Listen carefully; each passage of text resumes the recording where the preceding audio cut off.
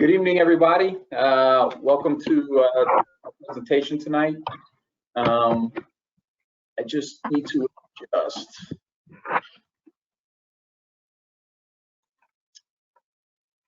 This is Eddie Rivera, tax partner at Sachs LLP, accompanied this evening by Anthony Scandariato from co-founder and managing partner at Red Knight Property. Thank you to all of those who have joined for joining us tonight, where we will cover various topics, beginning with creative strategies for 1031 exchanges, an update on the opportunity zone rules and regulations, pitfalls of the depreciation rules and how to plan accordingly, passive investor pitfalls, as well as go over some pending legislation. Again, I'm Eddie Rivera, tax partner at Sachs LLP, where I specialize on providing advisory services to real estate companies, construction companies, and private equity companies.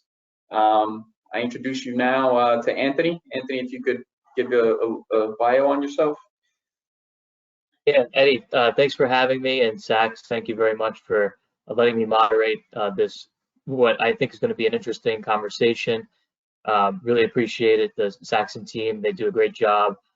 They do all of our returns and some tax prep work for us as well. So I got to put some shameless plug into Sax and the team. So really excited to be on here with Eddie, an esteemed partner like Eddie, to discuss some, the 5 topics. We'll break each of those 5 topics down into kind of subtopics as we get into the conversation. And, it'll probably be maybe 45-minute or so dialogue between Eddie and myself, and then we'll open it up to the audience for Q&A.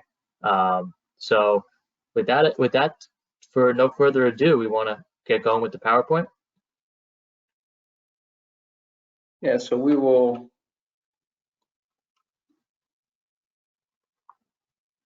So again, tonight we're going to talk about maximizing the value of your next transaction, different topics, 1031 exchanges, opportunity zones, etc.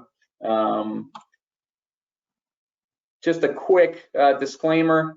Our firm provides the information in this webinar or presentation for general guidance only and does not constitute the provision of legal advice, tax advice, accounting services, investment advice, or professional consulting of any kind. Information provided herein should not be used as a substitute for consultation with professional tax, accounting, legal, or other competent advisors. Before making any decision or taking any action, you should consult a professional advisor who has been provided with all pertinent facts relevant to your particular situation. As previously announced, I'm Eddie Rivera. Joining me is Anthony Scandariato. And with that, we're going to get right into today's agenda and start off with creative 1031 strategies and how best to leverage those strategies. So one of the things Anthony and I were talking about prior to this, Anthony said, can we go over DSTs? And the first thing I told him was I don't like DSTs, but I'm going to start with a general, some general rules here on like-kind exchange, just a quick refresher before we go into some complicated matters on 1031. So first, I think everybody's familiar.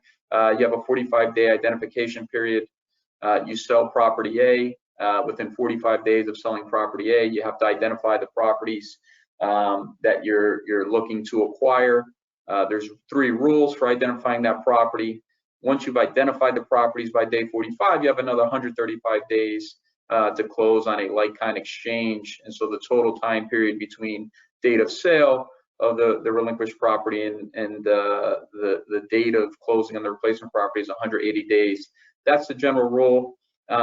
Let's talk about different types of 1031 exchanges that you can kind of effectuate. The first type, well, first let me say a lot of regulations actually were recently pronounced, and one of the things that they made clear was you can actually do 1031 exchanges with different types of assets, not just fee simple ownership interest.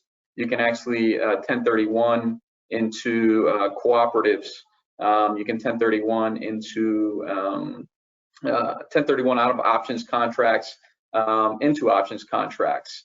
If you actually have a PSA signed and a contract for the sale of real estate, although not explicitly stated, it's implied in the new regulations that you can actually 1031 exchange out of those contracts and into other contracts. So there's some really interesting things that you can do there. Anthony, I see a question brewing in your mind. Any thoughts on what I just said, or any comments? Yeah, so it's a good refresher on the 1031 exchanges, and just a refresher for the audience in terms of where we are. I know we're going to talk about legislative update, and towards the end, that's probably going to be the longest discussion. But as of right now, the 1031 exchange as it sits is kind of being left alone. Is that a correct statement? Yeah, that is correct. The new regulations that came out were related to the application of the law. The new legislation that's kind of circulating around is related to whether or not the law is gonna stay in place at all. I think right now, I don't foresee the law being repealed or 1031s going away anytime soon. There was an amendment vote in August on a Senate bill where basically the 1031 exchange was voted to be left alone. Basically, more than 60 senators voted to leave the 1031 in place for real property. Okay, excellent. And when you're talking about 1031, that's, and you're seeing a lot of, whether you're in the multifamily asset class or office or hotel industrial, well, really multifamily and industrial are, in my opinion, and self-storage, asset values have exploded over the past, 18, 19 months, basically since the pandemic started. And it really is a seller's market, and sellers are getting top dollar for their properties, and they're trying to figure out what to do with their proceeds now. So it's good that they could still facilitate a 1031 exchange. But when is a 1031 exchange not appropriate? Because there's arguments to be made that we're in an asset bubble, or we got another year or two of runway left, and then it's kind of correct itself on the real estate side, 10 to 15%, whatever the number may be. So what do you say to clients that really get attractive offers on their property, they do want to sell? The best ways to minimize, what are some other ways to minimize their tax obligations if they don't want to necessarily reinvest in real estate right away? Or maybe they do want to invest in real estate, but they want to wait a little bit. Are there any other mechanisms or different types of strategies, whether it's using the 1031, or we talked about, before the call, deferred sales trusts? I know you're not a big fan of those, but maybe talk about some of the things I just said. Yeah, so I'll get back to there's two different types of DSTs. I'll get back to both of them in a minute. Sticking with 1031s, I think, that's been the conversation. A lot of people have said, Eddie, I'm going to sell this property, I'm going to have a big gain, and I need to buy another property. And now I'm looking at, 3 cap properties, 4 cap properties, high risk deals that you otherwise really wouldn't do. So what I've told people is, look, the regulations are pretty clear, the new rules are pretty clear. You can start getting creative with some of these things. Recently, I had a client, low basis asset, no debt on the asset, and they wanted to sell it. And so they're selling it, and they're going into, they were selling out of an industrial asset and going into multifamily assets. And they wanted to diversify between, 4 or 5 different multifamily assets. And one of the things that I told them is, look, you have no debt, so you can actually buy these assets for cash and go through a refinance, maybe down the line if rates stay favorable. So if you think about it, you sell an asset for $50 million that has 0 basis, no debt. You go and replace it with $50 million of maybe 4 assets or 5 assets of $10 million each. Now you've got 5 assets, only $50 million of value, all equity. That $50 million you can refinance and pull, pretty much, let's say you get 80% of your money out, you're walking away with $40 million, and you still have assets that are worth $50 million. So when you start talking about, kind of creative ways to convert to cash, do a 1031 exchange, convert to cash, and still kind of diversify your assets. That's one strategy on the 1031 side for people who have little or no debt. They can leverage up. They can either go and take that $50 million and buy $100 million of property, or they can stay at 50 million and take cash out. So, when you start thinking about different strategies like that, yeah, maybe you don't want a 1031, but in that case, I recommend it. You know what? Even if the cap rates, you're going in buying Class A assets at a very low cap rate, between 3 and 4% cap rate, it makes sense because you're going to be able on the back end to draw out 75 to 80% of that capital anyway through a refinance. That's tax free. So, you have those types of situations. You have other types of situations where maybe the real estate market is hot right now. You're selling out of industrial at a 3.5 cap, 4 cap, and you don't want to go into that multifamily at a 4 cap, 3.5 cap. Well, guess what? You can look at mineral rights. You can do 1031 exchanges where you're selling out of real property and you're buying into mineral rights deals, where basically you're buying leases of property where you have the right to extract mineral rights. That's another interesting play I think a lot of people are not aware of. I think, the price of gas, as we've all seen, has gone through the roof. I don't see people moving away or that price coming down really as we have more supply problems. So, maybe it's lucrative. Maybe you can get into a lucrative double-digit mineral rights scenario where you can get 10% plus IRR. Sell something at a 4 cap and get into a 10% plus IRR mineral rights deal. And there's a lot of different opportunities out there. So, when we talk about creative ways of doing things, it's not just saying, hey, I'm going to sell this one property and buy another property, and my debt's going to be the same, equity's going to be the same, and I don't get any cash, and I'm just happy that I didn't pay tax. It's really about saying, what can I do post 1031? How can I set myself through the 1031 after to do a refinance, or how can I divest or diversify, I should say, my assets so that, maybe I'm doing mineralized, maybe I'm buying options contracts to buy property where I'm not actually buying the property, I just have an option to buy it. And that's, you can do that tax-free exchange from an actual property to an actual option. You can 1031 leasehold interest. A lot of people don't realize that. So, maybe you sell out of an asset and you're coming into a leasehold interest or a ground lease type interest. So there's lots of different things that you can do there. With regard to your question, Anthony, on the DSTs, the deferred sales trust, there's two types of DSTs when we're talking about, selling an asset. There's the deferred sales trust DST, where you're basically selling an asset to an unrelated trust. And then there's a DST, a Delaware statutory trust, which is basically a part of a 1031. Typically, the Delaware statutory trust, when you do 1031s through there, you're not allowed to have any active management, any say. They're usually a very low fee net of, they're low return net of fees, although I don't want, the Delaware, the DST people out there who push it, yelling at me. That's a typical scenario. Are there good DSTs out there? Yes, but just like any other asset, you have to be very careful and you have to do your due diligence on the asset. With regard to the first DST, the deferred sales trust, I think it's an interesting tool. I like them. My problem with them is I think the IRS really has not really opined on whether or not they're legitimate transactions. And so, absent the IRS really saying anything about them, a lot of people that offer that product or consult and offer that up as a solution, I think right now it's fine, but I think eventually the IRS, that type of transaction is right for the IRS to come in and say, you know what, this deferred sales trust really is just one big, it's just one big sham really at the end of the day.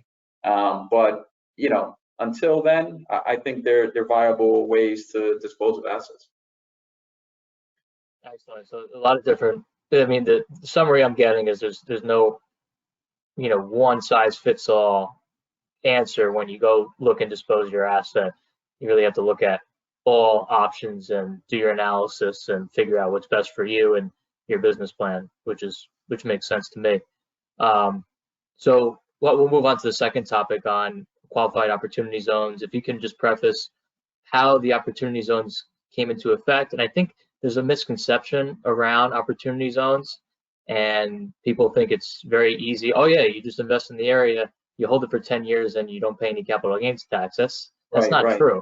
Can you debunk that a little bit and talk a little bit about any updates that are on the horizon or have already been in effect? Yeah, so I'll start with the updates, and recently there were, within the last 18 months, there were really three notices that came out from the IRS, where basically the IRS was granting relief to taxpayers for any number of opportunity zone related issues, whether it was what we call the working capital safe harbor, whether it was the substantial improvement rules, where you buy an asset, you buy an existing asset, and you need to invest a certain number of dollars to basically have that as a qualified opportunity zone asset. So I think the one thing that people need to be aware of is, the takeaway here is you have the law, the Internal Revenue Code, the statute is what we call it. You have the regulations, which is basically the IRS's interpretation of the statute. And then you have, during COVID, you had three different notices that the IRS put out, basically saying, hey, the law and the statute say this, but we're willing to give you a safe harbor due to COVID, and we're going to have these taxpayer-friendly rules that even though you didn't meet the law, the statute, and the regulations, because of COVID, we understand, and so we're giving you this extra time to do certain things. I think a lot of people need to be aware of that. With regard to the other part of your question as to, is it a deferred gain? Is the whole thing deferred? What's deferred? What's not? Am I never going to pay taxes on this? I think a lot of people are confused about this. There's two parts to an opportunity zone transaction. The first part is that you need to sell a capital asset. When you sell that capital asset, generally speaking, you have 180 days to reinvest that gain into an opportunity zone fund, a qualified opportunity zone fund. That gain on that initial sale doesn't disappear forever. Basically, you will recognize that gain, generally speaking, in the 2026 tax year.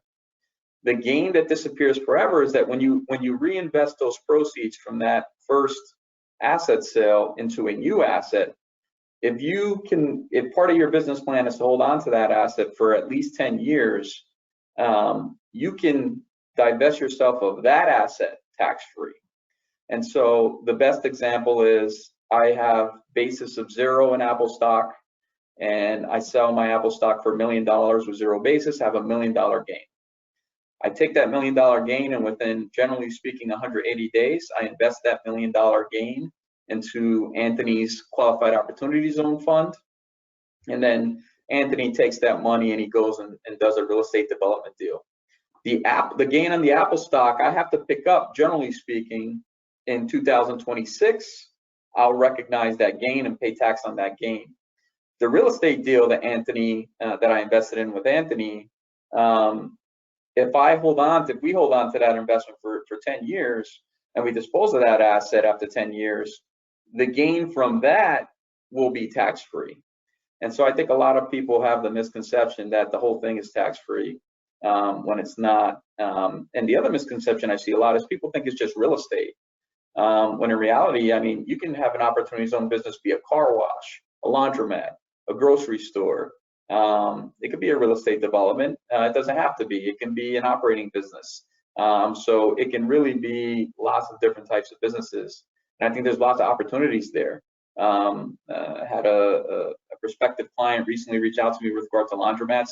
Didn't go anywhere. We had a good conversation, but it didn't go anywhere. But I liked his idea of building laundromats in an opportunity zone and waiting 10 years and flipping the laundromat. I don't know what the laundromat business is going to be like in 10 years, but I thought it was an interesting idea. I've consulted on a client who did car washes in opportunity zone. So definitely lots of different business opportunities that you can invest in. That makes sense. And we don't need to get into the administrative, issues that come along with starting the qualified opportunity fund. That's a whole different topic. But to make a long story short, you need to invest via an opportunity fund. Is that correct? There's no private.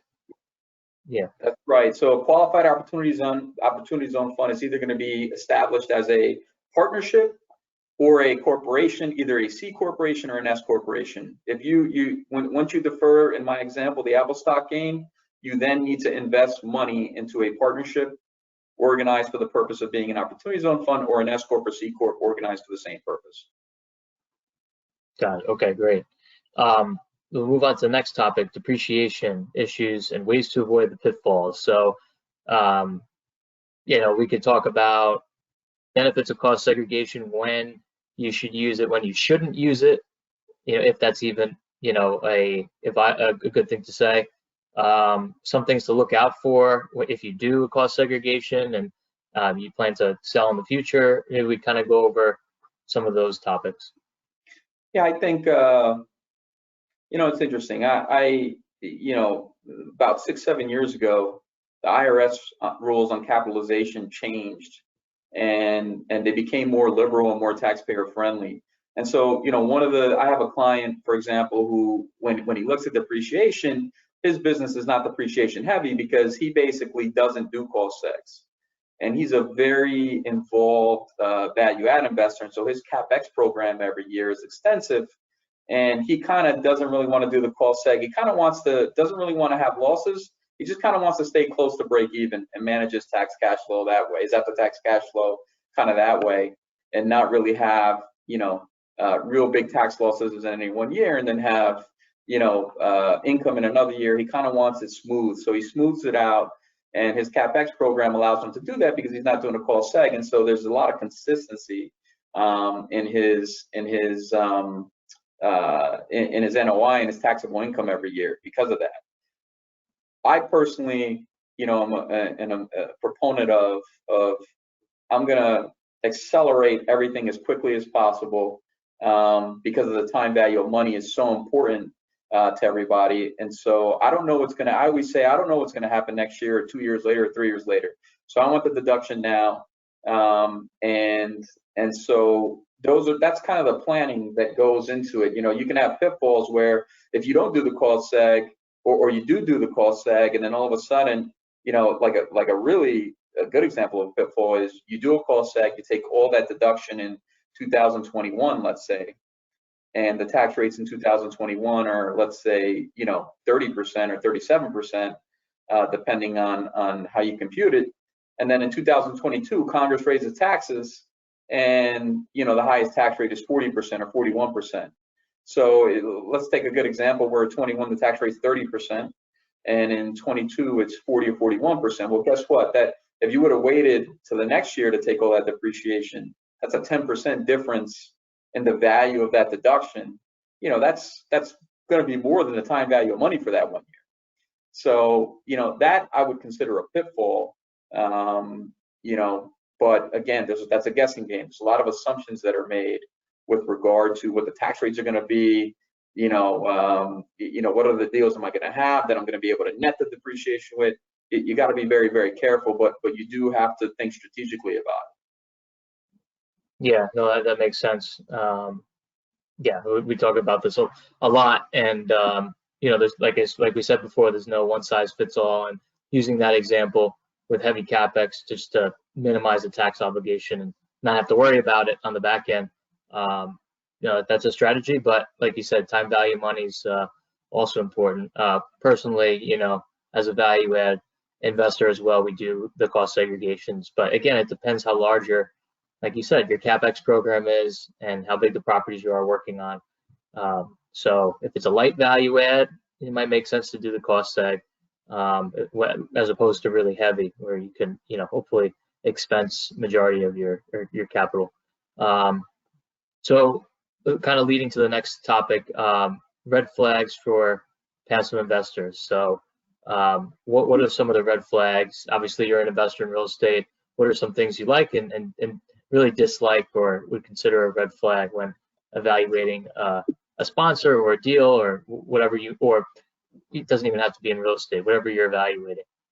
So one last comment on depreciation, and I'll answer that question. One thing that I tell people is you can go halfway. You can do a cost segregation study, but then to get assets into the 5, 7, 15-year buckets and shorten the lives on them, and then maybe you elect out a bonus. So you kind of go halfway. Instead of writing off 20% of the asset in 1 year, you can say, look, I'm going to write off 5% of the asset over 5 years, 10% or 15% of the asset over 15 years, and the rest over 27.5. So there's lots of different planning that can go into it. I think a lot of people don't understand. I think a lot of people oversimplify the planning that goes behind this and the strategic thought process that goes behind this. They just kind of, assume that there's just one way to do it, when in reality there's like, there's 8. You can look at a matrix of 8 different options of what to do in this scenario. With regard, yeah, go ahead. Real quick, before I had another thing that just came up, before the passive investor question, as it relates to bonus depreciation, what is going on in 2022, 2023, 2024 with the amount of bonus depreciation you can front load? Is that scaled down? Is it phasing out? What's going on? So bonus depreciation is slated to basically phase out via a reduction, going from 100%, so I believe 80%, 60%, and so on. I could have the percentages wrong, but the point is that it is slated to decrease every year as part of the Tax Cuts and Jobs Act of 2017. So right now, we have 100% bonus depreciation, but that's going to disappear absent new legislation. We'll talk about legislation a little bit later, but that's really, Congress's plan or intent is for bonus depreciation to basically decrease between now and 2026. Got it. Okay. And so is it eventually? You said it was eventually phasing out in 2024. I think 2026 is when it eventually phases out. Yeah, I can get back to you on that and give you the exacts, the year and the percentage it's going to be in until it gets basically phased out. Got it. And can you talk a little bit about, has this always been around, or is this a new type of depreciation method per the 2017 Tax Cut Act, Jobs Tax Act? Yeah, so I mean, I started my career at this point, I think 2000, working for my father. Back then we had Section 179, I believe, and I could be wrong because now I'm going back to his tax history, which I try and forget the history, honestly. It makes me very sad. It's, I think 2005 with President Bush, I think he originally, in 2005, as part of a stimulus plan, I want to say it was 05, we had 30% bonus depreciation, and we went as high as 50. And then between then and now, we've it's fluctuated all over the place, 30, 50, 100. Section 179 has increased throughout those years. So it's very important to know what it is in any given year, because you can plan year to year, as I said, figuring out when to do a cost seg, et cetera, figuring out, what the rules are. You got to know what the rules are to play the game right. And so, the short of it is, to answer your question, 2005, I believe, maybe even sooner, but President Bush enacted bonus depreciation. Excellent. So what are the best ways for real estate investors to plan? I mean, this is 6-7 years out when it does phase out. You anticipate it possibly being on the agenda again when it phases out? Yeah. What's your opinion? Yeah. I think, right, everything is about deferral in our business. There's very few things that are exempt from taxable income. You pay tax on law. The United States tax law basically says everything is taxable except these items that aren't taxable. It's actually kind of funny. The state of New Jersey is the opposite. The state of New Jersey says, hey, these are all the items that are taxable. If it's not included in this list of things that are taxable, it's not taxable. So it's kind of interesting. But you got to have the right tax advisor at the end of the day. You got to have the right professionals around you, whether it's, if you're an LP investing with a GP, that GP's got to be aware of those rules and know how important they are. I've seen some GPs that could care less. I've seen other GPs like you. You're very focused on this subject and you're very involved in this subject. But some people just don't care. I think if you're an LP, it's definitely one of the conversations to kind of, I guess, go to the next bullet point conversation. When you're a passive investor and you're kind of doing due diligence on a general partner or a syndicator, this is one of the questions that I think you really need to ask. Now, a lot of times people say, yeah, but for LPs it doesn't matter, because for LPs, if it's going to be a passive activity and you're not going to be able to deduct these passive losses, that's not totally true. Even if the passive investor is not able to deduct the loss, they end up with a carry forward loss ordinary, they end up with a carry forward basically of ordinary losses that you could offset against ordinary income. And it's better to have that than to have nothing. I always tell people that it's better to have that than to have nothing. And in the case where they can offset it against other passive income, if let's say they invest with Anthony in every year, between 2017 and 2022, well, guess what? By the time 2019 and 20 is rolling around, Anthony's selling a project and he's buying a project and you're investing in those projects. You're going to start to have netting of passive activities. And so it's not as simple as saying, hey, it's worth it to get it or it's not worth it to get it. You got to really understand what the general partner strategy is. And then you have to talk to your tax advisor as a limited partner. Hey, what does this mean to me? Am I going to be in the bucket where this is useful, or am I going to be in the bucket where this is not useful, to determine, how important it is to you? Yeah, that's a great point that you bring up. Sounds like you have to be a little bit more when you're investing with a sponsor, and you should be anyway. Most of these real estate deals are not short term. Some are, but most of them are at least 5 to 10 years possibly, and then you kind of recycle capital. So that's a good way to look at it. If you can't, as a passive investor or a limited partner, if you can't utilize the losses now, there's gonna be a point where you can, and that's a great way to think about it, because I get that question all the time. So that's an excellent way to think about it. Well, so we'll kind of lead to our last and concluding topic, and then we'll open it up to the audience in regards to pending legislation in terms for real estate investors specifically. I know we touched on the 1031 before. There's a couple other items I'd like to discuss, including potential elimination of the step-up in basis, where are we at with capital gains rates, and any other topics you think would be relevant to real estate investors. So if I could just take a step back on the passive investor thing, because I think this is super important, and we'll head on to legislation. For me, one of the biggest topics on passive investor red flags, for me, it's as a passive investor, my advice to you is do your due diligence on the syndicator, do your due diligence, know what questions to ask. I think, educate yourself prior to really having a conversation with the syndicator. Things like, who's the tax professional preparing the records? Who are you using as who's handling the accounting? Is the accounting going to be accurate? Is it going to be proper? What is the CapEx program going to look like? Just from a business plan point of view. All right, from a tax point of view, what does that mean to me on the CapEx side? Talk to your network, try and see if you know anybody. There are a lot of things that you should be doing on the due diligence side before you kind of make an investment into a syndicated deal, or really any deal, friends and family deal. I think oftentimes, people probably do a less homework on a friends and family deal than anything else, when they should probably be doing more. But that was just my closing kind of comment there is, make sure that, you've got a checklist. If you don't have a checklist, feel free to email me or Anthony, and we give you a checklist on things to do to really do due diligence on a deal or a sponsor. So I just wanted to squeeze that in there.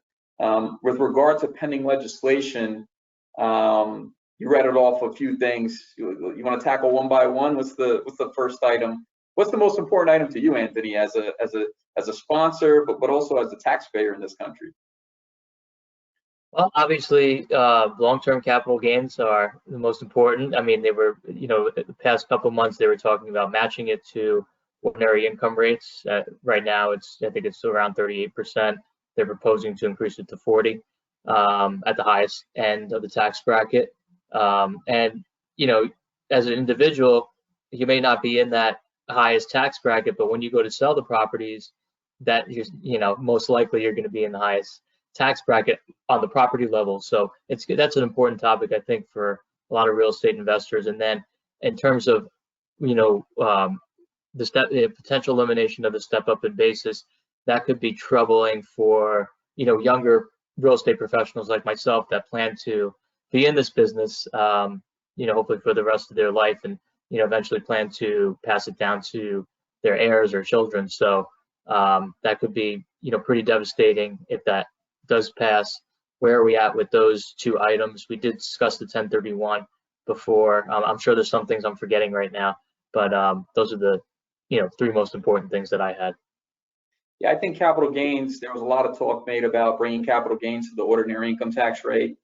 I think for many reasons. First, I'm going to give my opinion on it and then kind of say, where it is. I think my opinion with that is it doesn't make any sense. When you look at the reason why you have a capital gain rate, it's people who acquire capital. There's two components to that capital appreciating in value.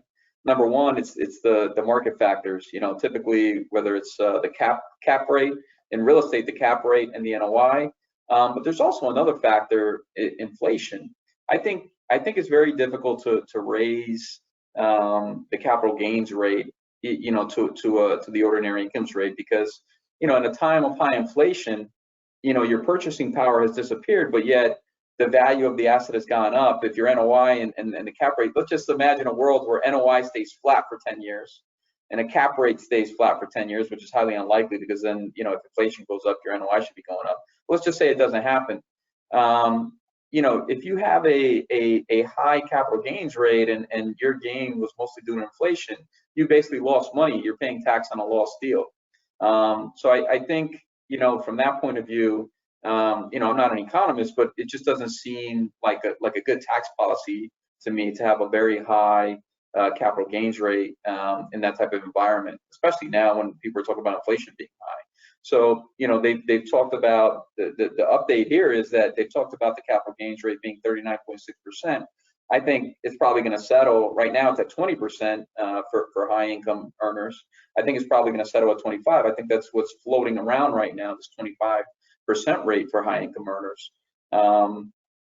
Plus for passive investors, they've got the Medicare tax, the 3.8% tax. So you could be talking 28.8%, which I guess in the grand scheme of things, obviously isn't as bad as paying ordinary tax of 39.6 plus a 3.8 rate, being at basically 42, 43 points. So I can't foresee a rate higher than 25% plus the 3.8. I just don't think it's doable. I think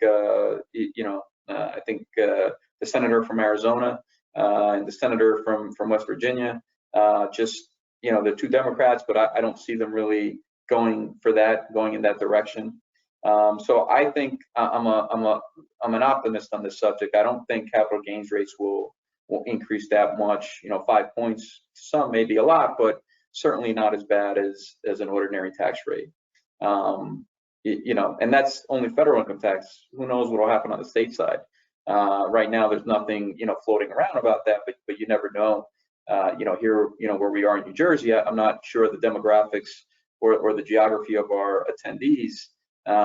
But maybe some states enact some type of capital gain tax in excess of the normal state tax rate. Yeah, it'll be interesting. I think Washington State pay their own capital gains tax? I thought I saw that somewhere. I could be wrong. Yeah, I'm not familiar with it. We'll have to check that out. And then let's talk about the step up in basis. Where are we at with that? Yeah, so the step up in basis, I think the most telling thing for me on step up in basis was in August there was a Senate vote that went through on the budget reconciliation, and the bill that basically left the Senate is now in the House of Representatives. There was an amendment to the law that was passed, and the amendment basically said, hey, because there was a rule to get rid of the step up. There was an amendment passed to keep the step up, and the amendment basically somehow passed. The rule was in there, and then it ended up on the amendment. I don't know how the rule gets in there, and then on the amendment gets voted down 99-0. I'm again I didn't study political science. I don't understand the workings of the Senate and the rules of the Senate, but for the rule to be in there to get rid of it and then to vote 99-0 to not get rid of it was pretty interesting to me. I think it's very telling. There must have been some type of politics going on there. So I don't foresee the step up disappearing. They've talked about it in the House, but again, the senator from Arizona, senator from West Virginia, I don't see them, going for it. So I think as of now, I would bank on the step up being there you know, for some time. And the one last item I forgot, and I'm not sure how much knowledge we have on the subject, but individual retirement accounts, the changes they'd like to make to that. Do you have knowledge on that as well? So I haven't been as focused on the individual retirement accounts. I will say that, a lot of people consider the self-directed IRA to be a loophole. A lot of people consider the self-directed 401k to be a loophole. I don't think there's no loopholes. The law's the law. You either take advantage of it or you don't take advantage of it. So I think people think that it's unfair that, you can do IRAs, have self-directed IRAs, put away a lot of money. You can convert them into a Roth IRA and then make an investment in an asset and basically not pay any tax on it, no matter what the value of that asset is. And so a lot of people are unhappy with that rule, specifically as it relates to self-directed IRAs and the conversion rules. So they want to get rid of the conversion rules. They want to limit the types of assets that IRAs can invest in. So, I'm only slightly familiar with the rules as they are right now. As the proposed rules, I haven't done a lot of homework into it, but I understand the issue of wanting to get rid of the conversion. Certainly, at least for high earning taxpayers, and wanting to limit the assets that can be invested in. But other than that, it's definitely something I need to do my homework on. I think we all need to do our homework on, because there's a lot of people out there who use those vehicles to invest. Excellent. And there's some sunset provisions and windows they're talking about at this point to, 2-year window to get your money out and other things. But again, it comes down to the legislation package as a whole and what's going to happen. Where are we at with the reconciliation bill? And I'm trying not to follow the news, but I'm sure you have a good pulse where we're at right now. I was following it every day, and it was changing so dramatically every day and every week that I honestly stopped following it.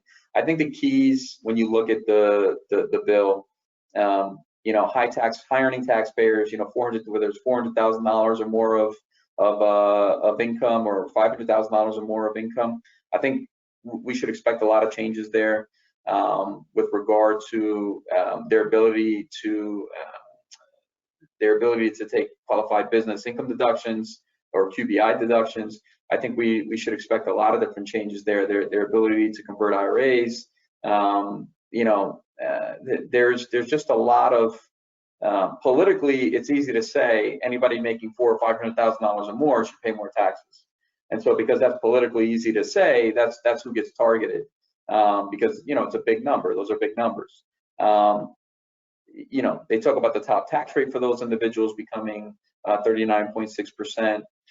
They talk about expanding the 3.8% tax for those individuals to all categories of income, certainly more than the passive categories of income. So there's a lot of conversation around really hammering that highest margin taxpayer. But again, right now, the party in charge of Congress really doesn't have the votes to do these items. I mean, the Democrats are basically fighting with each other.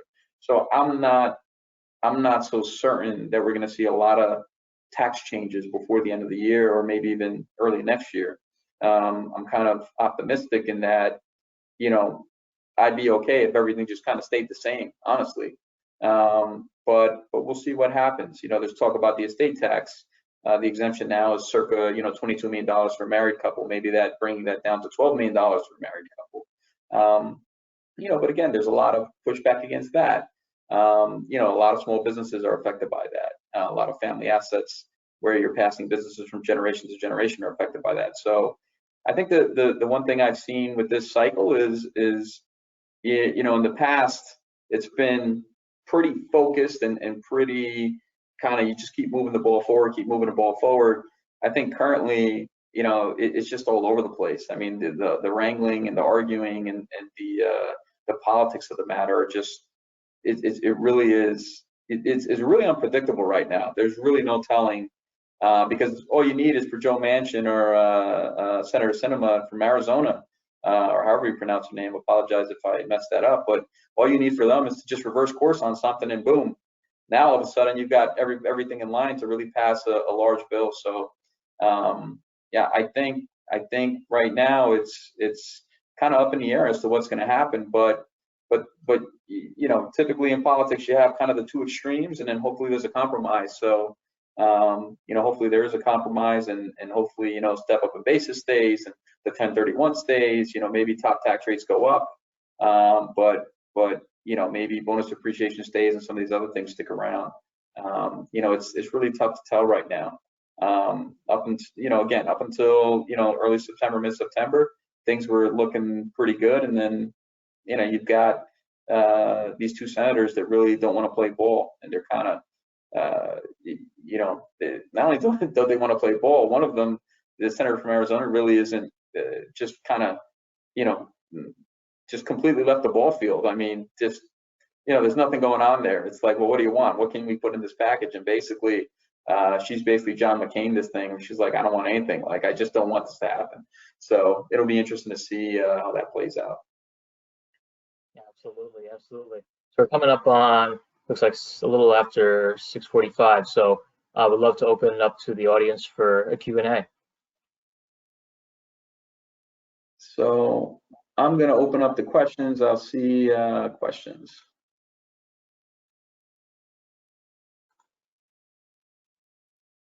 All right, so forgive me, I just need to expand this to see the full question.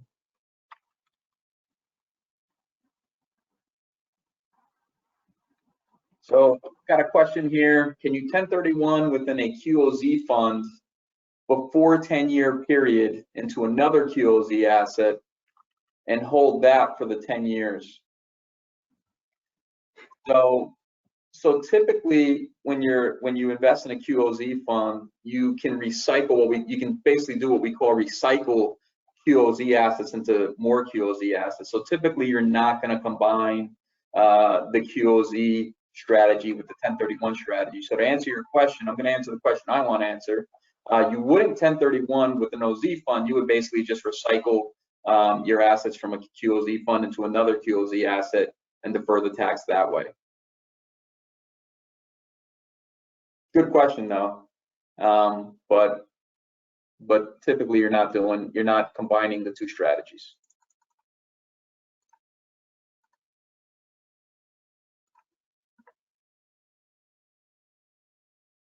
So we've got,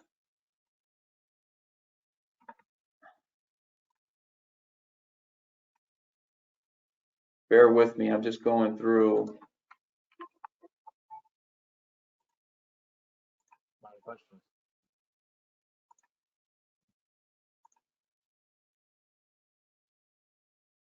So we've had that question. We had a couple, I can't hear you, so I'll speak more clear. Right now, we don't have any other questions from the attendees. So hold on a second, here comes a new one. So we've got a question, how do the proposed legislative changes to the IRA 401k affect investors currently in real estate syndications? It's a good question. Again, I haven't done a deep dive into the IRA 401k questions in the current legislation, what that means. I think, I don't know if there's going to be a grandfathering in of investments. You know, it's I don't know. The rules come out, and then there's going to always be these kind of unanswered questions. So for example, when Opportunity Zone came out, the rules came out, but there were a lot of unanswered questions, and the IRS issues regulations. It may very well be that there's some grandfather rules, some grandfathering of assets in those in the IRA 401k rules, but right now I'm not certain.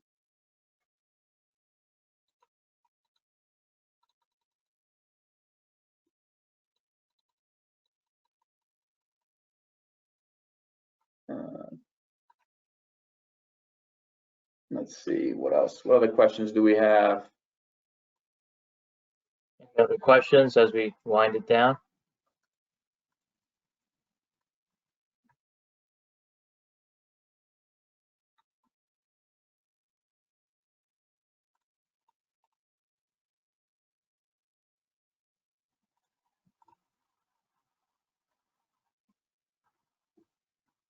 I don't see any other questions coming in.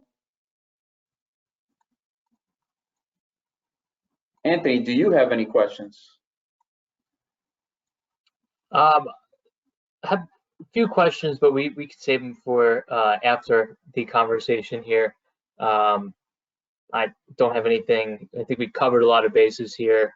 Eddie, is there a way to share your contact information, or is that on the slide if you want to reach out to Eddie or myself after this, if you don't have a question now, but you might have one in the future? Yeah, I can put my contact information up. Yeah, the best thing to do is my V card is available on the Sachs LLP website. So if you go to sacsllp.com and look up Eddie Rivera, I'm a tax partner here at the firm. One question did come in. We got another question in here. But sacsllp.com, you can look me up. My V card will be there. Anthony, is your contact info on the Red Knight website? Yep. You go to my website is redknightproperties.com, and you can just scroll to the bottom, and my email will be there. Yeah. So we did just get a question come in, Anthony. The next question is: should an investor do a cost seg in year 1 or year 2 when the expenses are less? So it's interesting. Cost seg, you can do it in year 1 or year 2. You really have to. It's not just when the expenses are less. You kind of got to look at a lot of different things. What are the tax rates? You know, what type of events are happening in that year?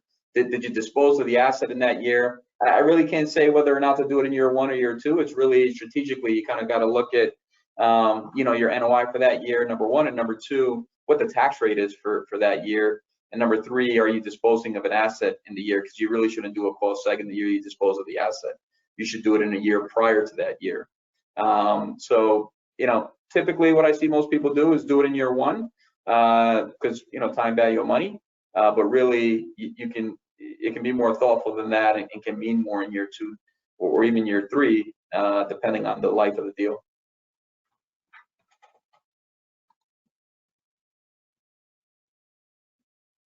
I just had a question come in. Yes, we will send out a link to the recording. Anthony, will it be on the Red Knight YouTube page? I believe that it will be on our YouTube page, and then I believe it'll also be on the Sachs website. Okay.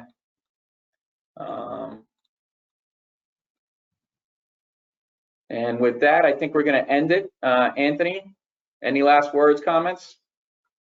No, again, I just want to thank this Saxon team for organizing this and letting me moderate. It was really an honor and a pleasure to be up here with Eddie and answering our eminent questions. So really appreciate it.